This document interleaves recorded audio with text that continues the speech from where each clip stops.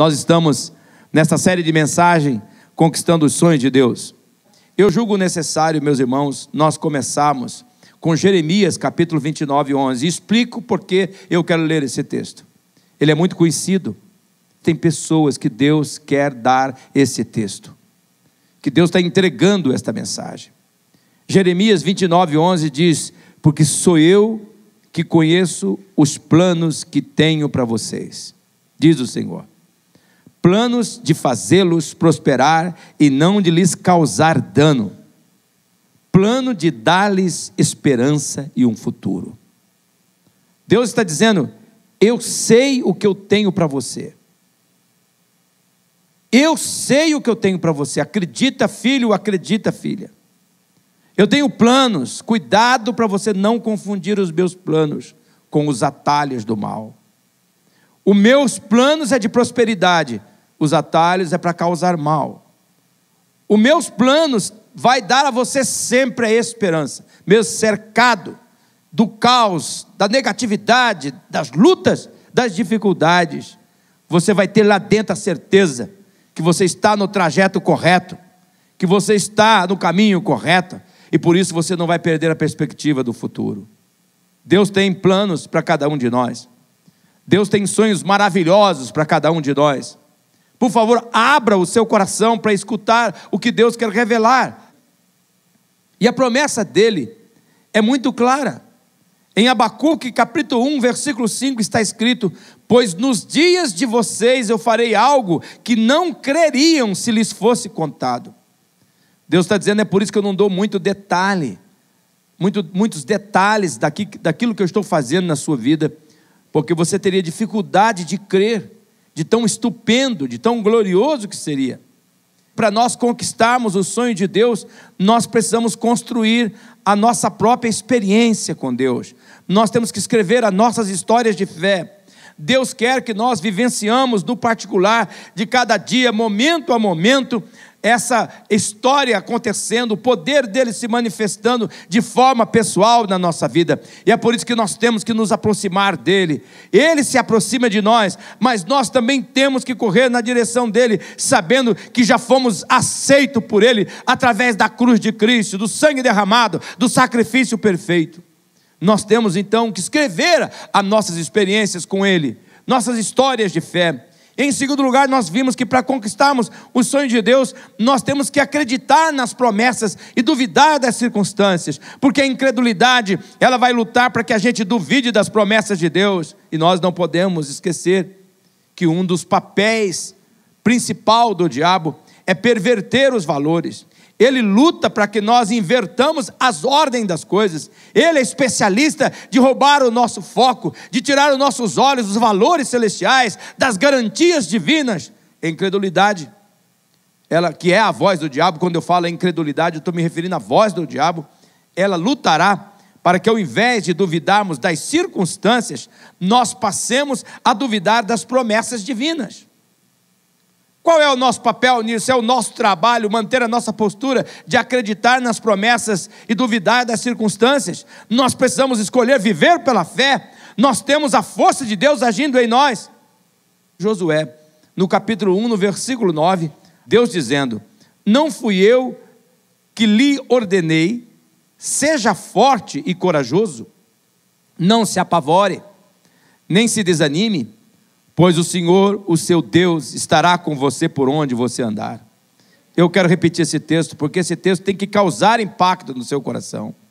Não fui eu que lhes ordenei, seja forte e corajoso, não se apavore, não se desanime, pois o Senhor, o seu Deus, estará com você por onde você andar. Olha o que Deus está falando aqui nesta manhã.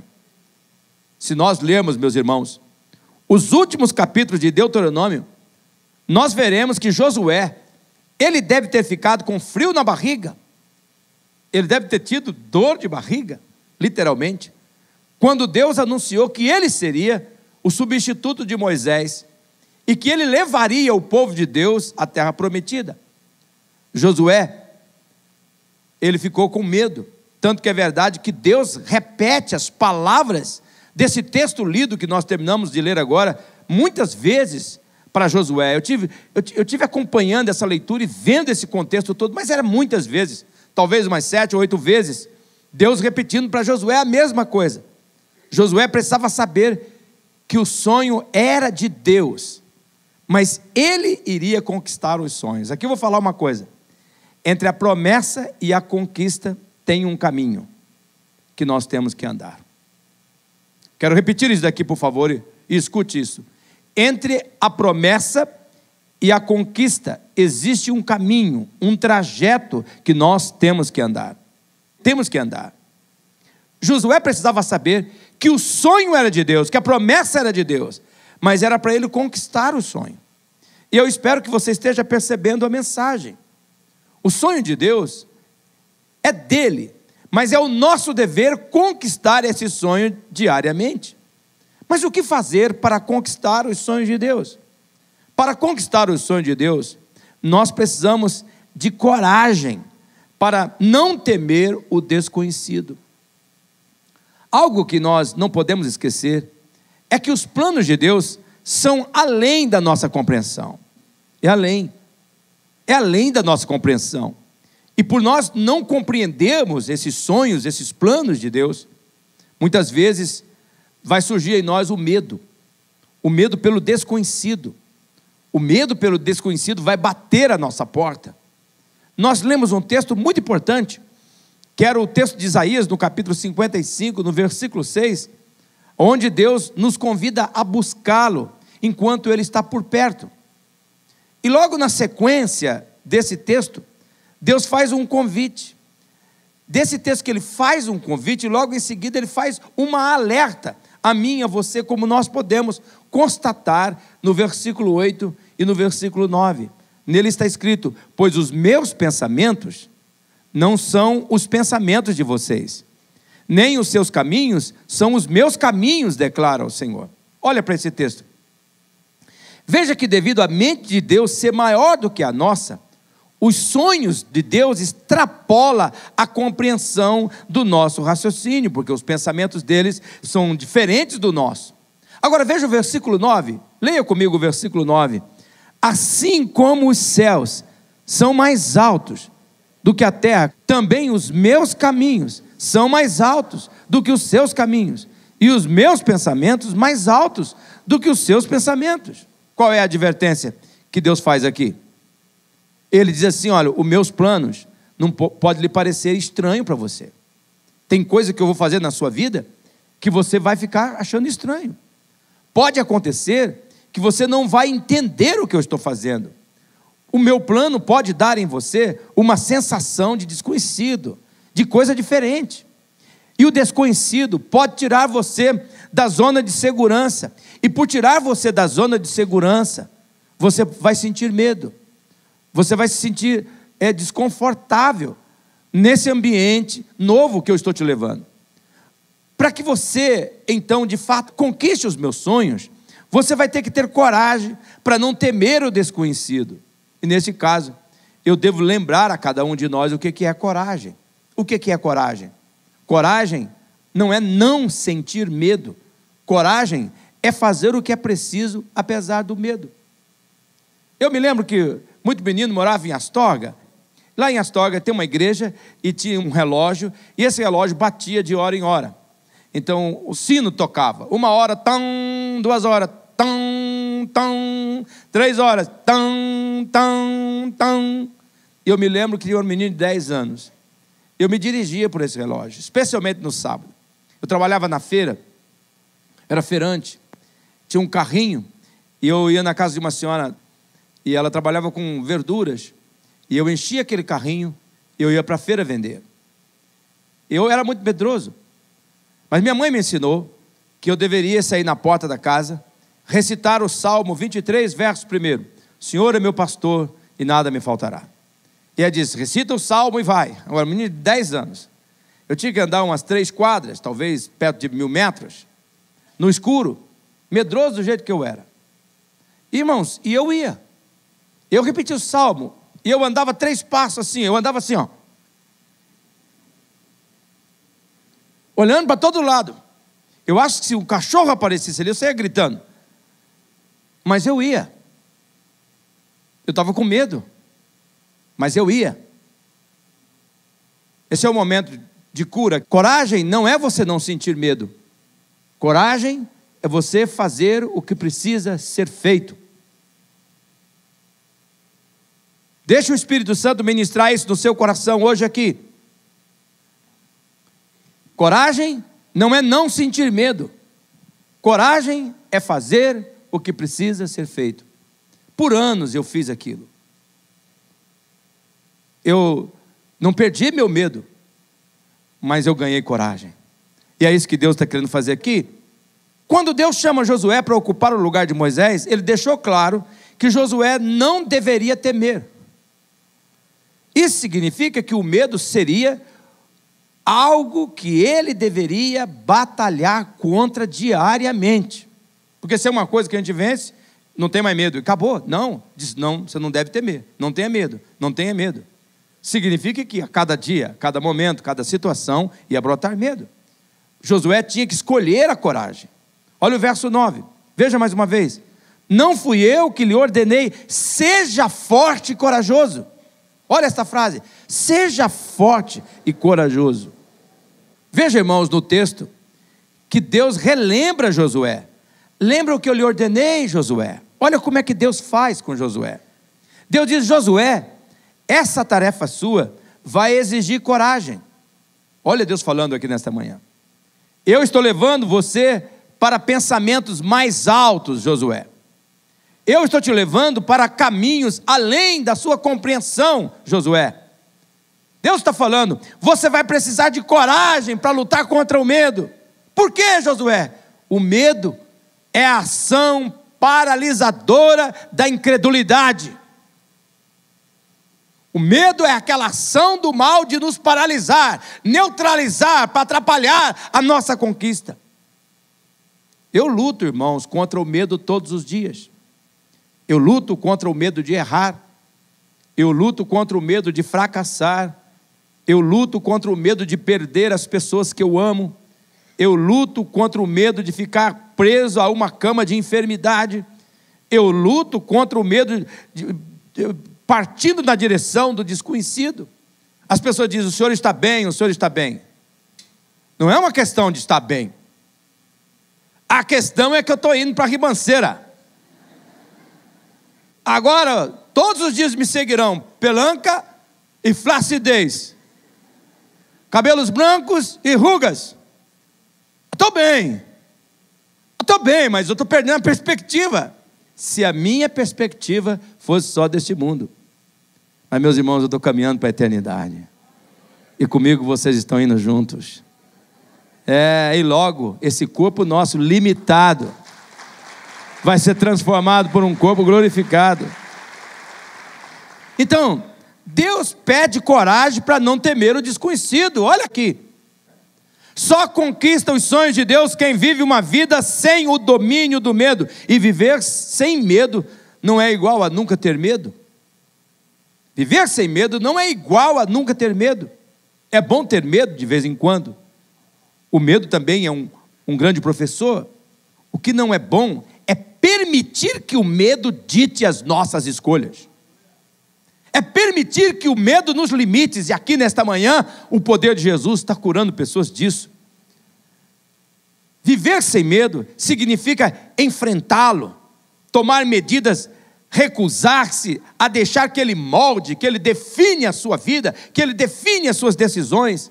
Viver sem medo significa assumir riscos, acreditar, sair da zona de conforto. Significa se recusar a aceitar menos do que Deus lhe prometeu. É o nosso dever optar pela coragem. Por favor, dê ouvido a Deus neste momento. Deus está falando com você. Não é não sentir medo. É você fazer o que tem que ser feito. Entre promessa e conquista tem um trajeto, e nesse trajeto você precisa de coragem, fazer o que precisa ser feito apesar do medo. O que é que Deus está falando aqui neste momento para você? É um momento muito importante. Agora, deixa eu fazer um destaque sobre a coragem. A coragem é produto de você se fortalecer na força de Deus. Aqui, irmãos, por favor, registre esta verdade. A nossa força não é suficiente.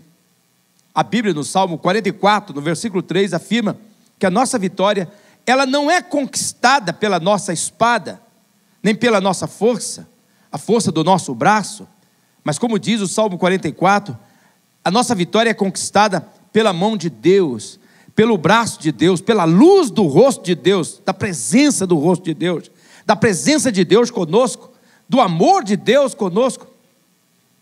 A coragem é o produto de nós nos fortalecermos da força de Deus, e é por isso que Paulo nos exorta, em Efésios, no capítulo 6, no versículo 10, no demais, irmãos meus, fortalecei-vos no Senhor e na força do seu poder.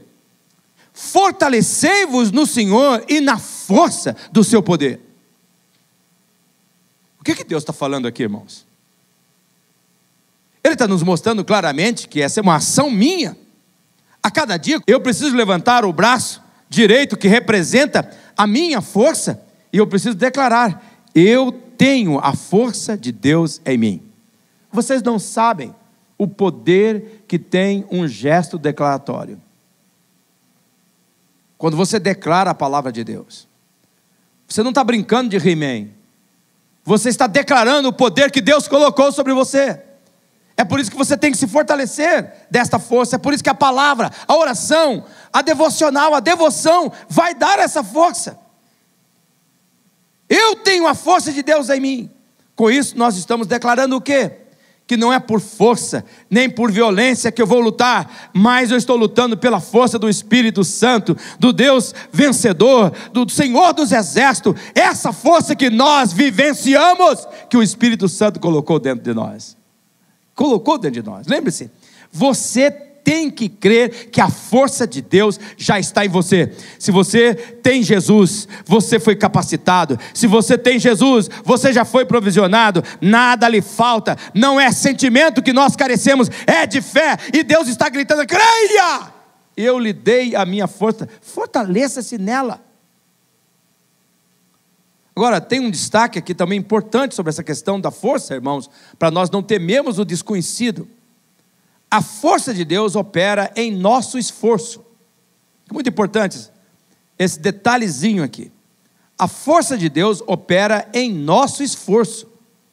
Existem pessoas, como eu já tenho dito aqui no nosso culto, que primeiro, elas querem sentir a força. Esse é um erro. Existem pessoas que esperam a força primeiro. Mas nós não devemos agir assim. Primeiro vem o nosso esforço, vem a nossa ação, vem a nossa atitude, vem a nossa decisão, vem a nossa ação, vem a nossa iniciativa de fé.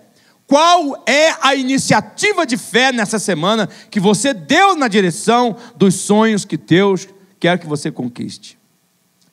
Deus é claro com Josué no verso 6. Olha o que Deus diz para Josué: esforça-te, porque tu farás a este povo herdar a terra que jurei aos seus pais que lhe daria.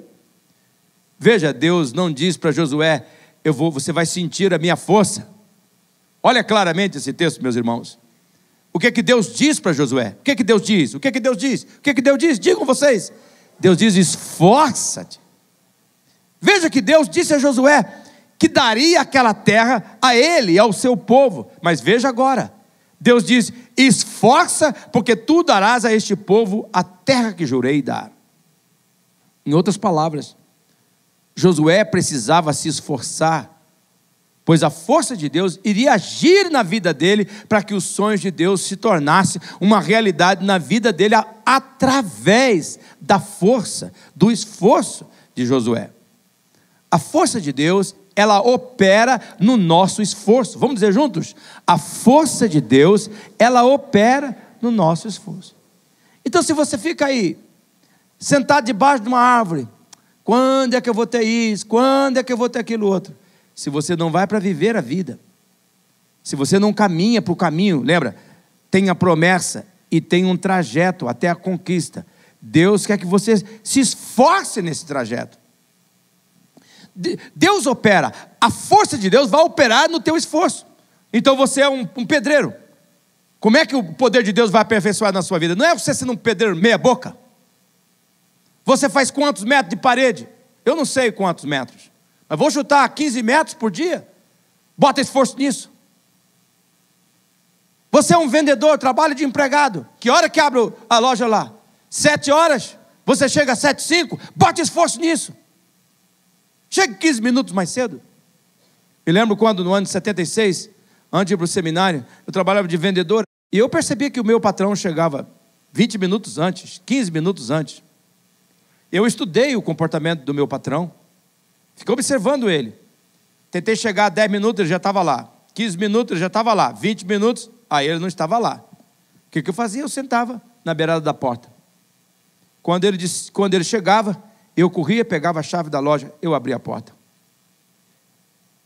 Em vez dele abrir a loja, eu abria a loja. Comecei a observar que dava uma volta de umas 17 horas. Ele ficava lá datilografando um punhado de nota, fazendo um faturamento. Observei aquilo, cheguei para ele: escuta aqui, o patrão. Eu fiz datilografia. Tirei 99 em velocidade de palavras por minuto. Sou bom nesse negócio aí. O senhor não precisa ficar metido nisso, não. Deixa com o Beck aqui, eu faço isso daí para o senhor. Mas você sabe fazer, o senhor me ensina, eu aprendo. E eu faço para o senhor. Os meus amigos me chamavam, sabe do quê? Puxa saco. E daí? Alguns deles eu sei aonde eles estão, por não ter adotado a mesma postura. No meu coração, eu queria me esforçar. Eu queria dar o meu melhor. Eu queria dar o meu melhor. Quando você vai fazer o teu melhor, vai ter gente que vai te criticar. Vai ter gente que vai analisar de outra forma, vai fazer outros comentários. Dá o teu melhor mesmo assim. Faça o teu melhor mesmo assim. Não demorou muito tempo. Eu passei a ocupar o primeiro lugar de vendedor. E você diria: mas é aquele trabalho que você estava fazendo? Não era teu, você não ganhava nada. Não, não tinha mesmo para ganhar nada. Eu só queria fazer mais. Eu queria me esforçar para ser um bom funcionário. Porque eu cria que Jesus ia ser glorificado com aquilo. O meu patrão, toda venda que fazia, mesmo quando eu estava atendendo, ele colocava o número 3. Sabe de quem era aquele número 3? Era meu. Por chegar um pouco mais cedo, por tentar fazer o melhor, vestir a camisa daquele lugar.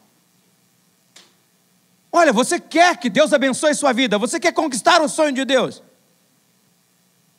Você, esposa, não basta apenas fazer aquele arroz, fazer aquele feijão, lavar aquela roupa, cumprir a dupla jornada.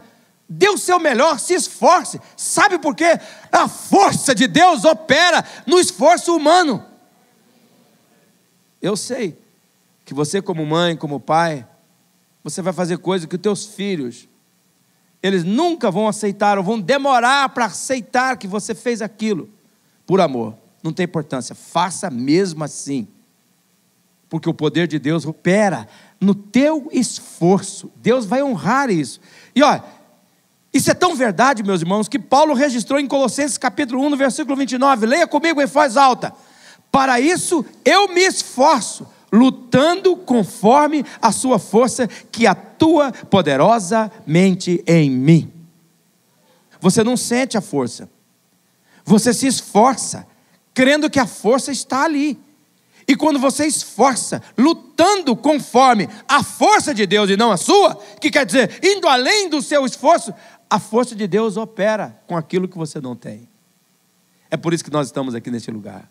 Sabe por que seus pastores creem que tem a força de Deus? Nós estamos nos esforçando porque nós cremos que a força de Deus está operando. E essa igreja vai ficar pequena para a multidão que Deus vai salvar, que Deus está libertando, que Deus está chamando, famílias serão mudadas. E não demorar muito tempo, lá no Lar Betânia, nós vamos começar a construir coisas para os nossos adolescentes, para os nossos jovens, nossos casais. Aquele lugar vai ser cada vez mais tomado por gente. E não vai demorar muito que Deus vai nos levar a ter um lugar maior ainda. Eu não sei quando será isso, irmãos, mas eu creio que a força de Deus está agindo, lares estão sendo mudados, transformados, realidades estão sendo mudadas, porque Deus nos levantou para ser transformadores de realidade, conquistar os sonhos dele para a nossa vida. E os sonhos é dele, mas ele dá para a gente conquistar isso, e a gente fica cheio de realização. Em segundo lugar, o que fazer para conquistar os sonhos de Deus? Para conquistar os sonhos de Deus, nós precisamos de serenidade para não se apavorar com a pressão. Na vida, não são poucas vezes, nós vamos tentar viver um dia por vez, e nós vamos chegar na conclusão assim, que parece que tem ocasião que todos os dias se juntaram e se levantaram contra nós. Você diz, eu estou tentando viver um dia por vez, mas parece que toda tribulação caiu só de uma vez. Não tem dia que chove, aquilo que era para chover no mês, choveu só naquela manhã. Tem dia que todos os dias se unem, e a gente está tentando viver um dia só, eles vêm contra a gente, aquele monte de coisas. Momentos de várias situações atacam a gente. O fato é que nós seremos pressionados, irmãos e irmãs. O diabo vai nos pressionar para nós não vivermos os sonhos de Deus, para perdermos os sonhos de Deus. Por que o diabo nos pressiona? Escute isso aqui. Por que é que o diabo vai nos pressionar? A estratégia do diabo em nos pressionar é para nos enlouquecer, deixar a gente pirado, doidinho, descontrolado. Ele vai usar as circunstâncias contrárias, como eu tenho dito aqui nas pregações de domingo. Ele vai usar pensamentos de derrota. Não vai conseguir, vai terminar a vida assim, tu vai ser uma bananeira que deu cacho, não dá mais nada, vai ser igual o povo da tua família, igual aquele tio, igual aquela tia.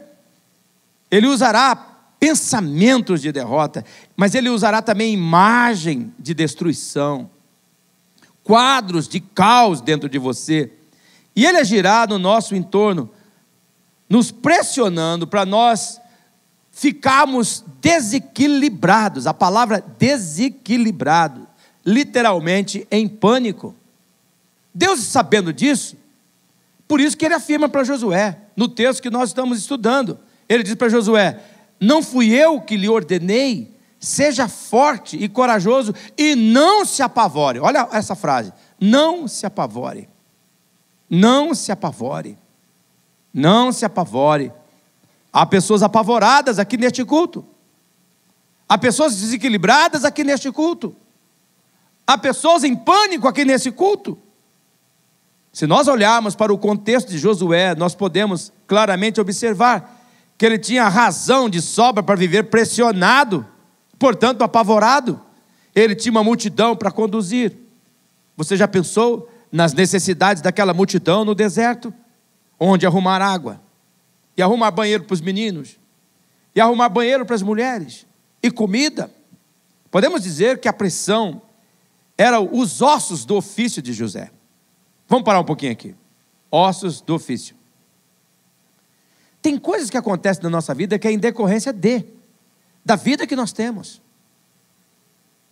São ossos do ofício. Para uma mulher que cuida de casa, ossos do ofício, largar tudo limpo.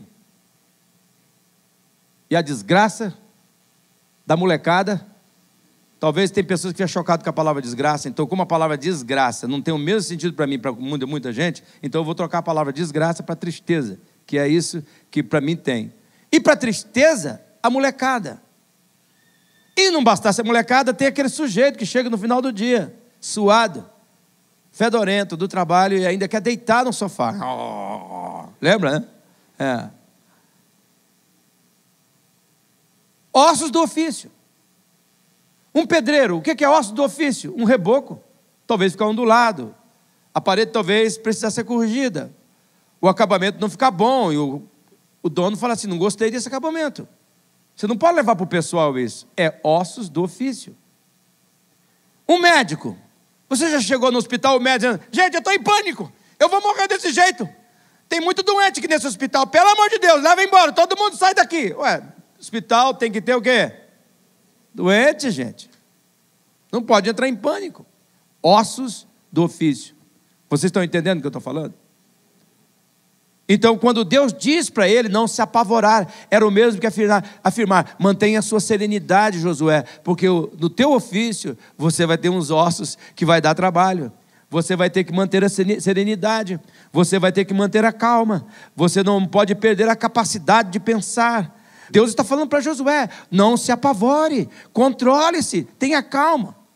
O apóstolo Paulo sabia do valor da serenidade, e ele sabia como pouco que a serenidade é a arma para a gente não nos apavorar com a pressão dos entornos, daquelas coisas que acontecem na nossa vida. Tanto que é verdade que em 2 Coríntios, no capítulo 4, no versículo 8 a 10, ele afirmou, olha o que o Paulo afirmou, caminhe comigo com os seus olhos, com o seu entendimento, pela leitura desse texto. Paulo diz assim: de todos os lados nós somos pressionados, mas não desanimados, nós ficamos perplexos, mas não desesperados, somos perseguidos, mas não abandonados, abatidos, mas não destruídos. Veja como é que Paulo conclui no verso 10: trazemos sempre em nosso corpo o morrer de Jesus, para que a vida de Jesus também seja revelada em nosso corpo.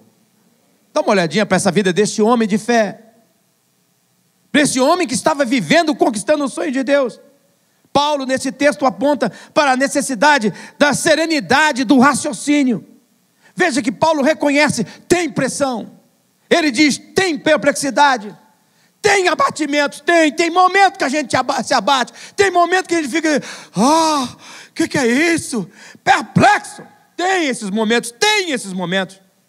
Mas também tem a vida de Jesus, mas também tem a vida vitoriosa de Jesus. É essa vida vitoriosa, ela se revela em nós de tal forma que somos pressionados, mas não desanimados, perplexos, mas não desesperados, perseguidos, mas não abandonados, abatidos, mas não destruídos. Como é que a gente mantém essa serenidade para não se apavorar? O Salmo 46, versículo 10, ele nos revela qual é essa postura: aquietai-vos e sabei que eu sou Deus. Aquietai-vos. E Deus deu a louca, e enlouqueceu o Senhor. Tudo se levantou de um só momento contra mim, Senhor. E Deus disse assim: aquieta, não fala nada. E qual é a tentação nossa? Não, vou escrever um e-mail, vou pegar o WhatsApp, eu vou responder essa mensagem. Deus diz: be quiet, cala a boca, não diz nada. Mas Senhor, não fala nada, não fala. Eu já escrevi mensagem, eu já escrevi e-mail, já peguei o telefone, disquei o número, e ele diz: não fala, desliguei. Quando liguei, quando escrevi, quando mandei, sofri. Quando me calei, ele me defendeu. Deus está dizendo: você vai ter que ter serenidade para você aguentar pressão. Esse aquietar do Salmo 46 se refere a não perder nossa capacidade de raciocinar, não deixar a pressão entrar dentro da gente. O lugar da pressão é fora da gente. Nossa luta é não permitir que a pressão entre dentro de nós. Nossa luta é não entrar em pânico. O diabo sabe o que o pânico faz em nós. O pânico, ele nos compromete. Irmão, por favor, escute o que Deus está falando aqui neste momento. Deus está dizendo aqui: você vai precisar de serenidade para aguentar pressão. Você quer os sonhos maravilhosos, vai ter que aguentar pressão. Tem pressão. Não entre em pânico, porque o pânico compromete os meus sonhos. O que o pânico faz? O pânico compromete a nossa capacidade de pensar. Uma pessoa em pânico não raciocina, mete o pé pelas mãos por não raciocinar, enlouquece na mente. O pânico compromete a nossa capacidade de discernir. Ou seja, o pânico tira a nossa capacidade de avaliar. A gente começa a florear coisas e colocar coisas que não faz sentido. Interessante que, como é que o diabo é surdo, sabe? Contar rapidamente uma ilustraçãozinha. Nós pregamos aqui dizendo que vem coisas novas por aí, não é? Vem coisas novas por aí. Não demorou muito, chegou um e-mail para mim, dizendo todas as coisas ruins que vêm contra nós. Ele terminou dizendo assim: essas coisas estão vindo por aí. Com a mesma frase que nós usamos: vem coisas novas por aí. Fui lendo aquele e-mail foi me machucando de tudo quanto é lado, mas quando chegou naquela frase, meus olhos se abriram. Quem está dizendo é o diabo, Jacó. Não entra em pânico, porque está em resposta das coisas novas que Deus está fazendo. Ele é um derrotado, ele é um mentiroso. Acredita, vem coisas novas por aí. Elas já estão surgindo, elas já estão no nosso meio. O pânico tira a nossa capacidade de discernir. O pânico compromete a nossa capacidade de escolher. Uma pessoa em pânico, ela escolhe com base em parâmetros errados, equivocados, emoções doentias.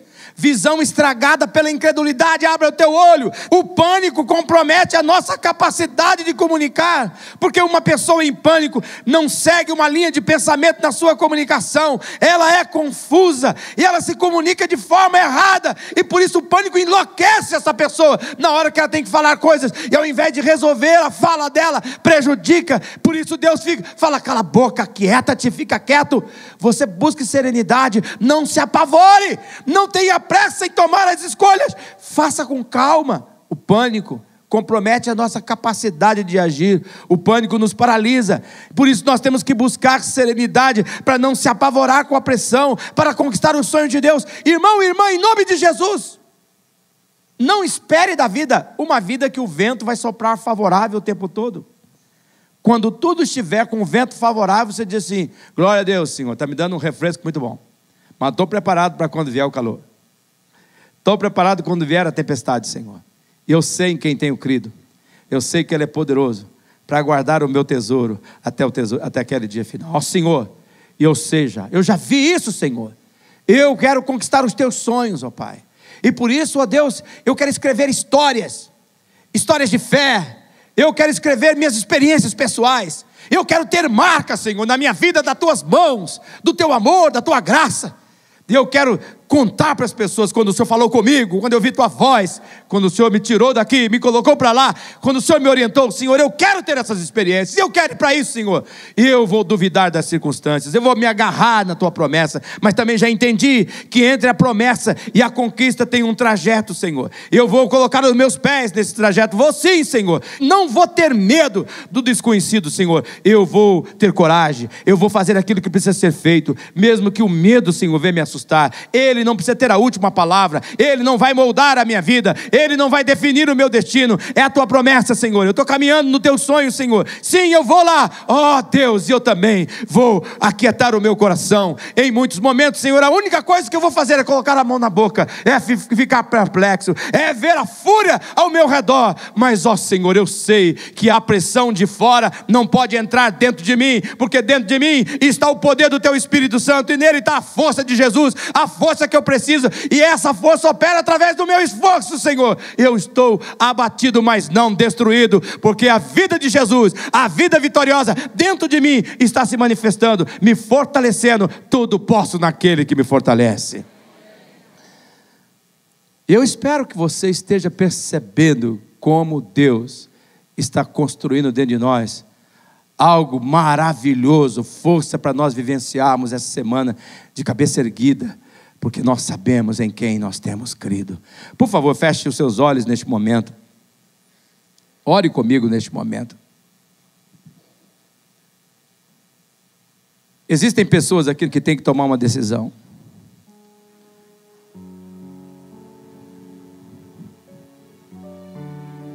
Você não pode continuar mais deixando Deus em segundo plano na sua vida. Você não pode mais de maneira nenhuma adiar aquilo que Deus já deixou claro. Deus está te alertando tantas vezes. Existem pessoas aqui que Deus está dizendo assim: estrutura a sua fé, vá para verdades básicas. Tem turma começando agora, nos próximos dias. Existem pessoas aqui que Deus está dizendo: assuma teu ministério, assuma teu trio de parceria, para de fugir, para de arrumar desculpa, e você está deixando, adiando. Deus está falando de maneira muito clara neste momento. Tem coisas novas que Deus está fazendo, os sonhos dele são tremendos. É além do seu pensamento, além de você poder compreender. Por favor, acredita, creia nisso. Mas você vai precisar se entregar ao Senhor. E a Bíblia diz: entrega o teu caminho ao Senhor, confia nele e o mais ele fará. Ó Pai Celestial, escreve no coração desta pessoa essa decisão agora, Senhor. Que essa pessoa não saia daqui sem tomar essa decisão. Missionária Central de Maringá.